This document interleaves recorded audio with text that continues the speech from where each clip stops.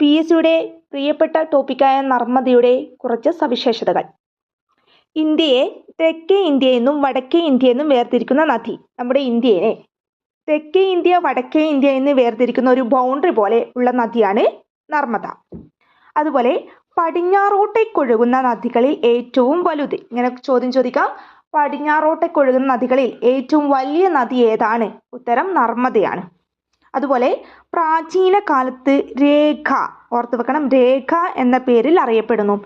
പ്രാചീന കാലത്ത് പല നദികൾക്കും പല പേരിൽ അറിയപ്പെടുന്നുണ്ട്. അതുപോലെ നർമ്മദയുടെ പേരാണ് രേഖ. ഏറ്റവും കൂടുതൽ അണക്കെട്ടുകൾ നിർമ്മിക്കപ്പെട്ടിട്ടുള്ള നദി. നർമ്മദ നദിയിലാണ് ഇന്ത്യയിൽ ഏറ്റവും കൂടുതൽ അണക്കെട്ടുകൾ നിർമ്മിക്കപ്പെട്ടിട്ടുള്ളത്.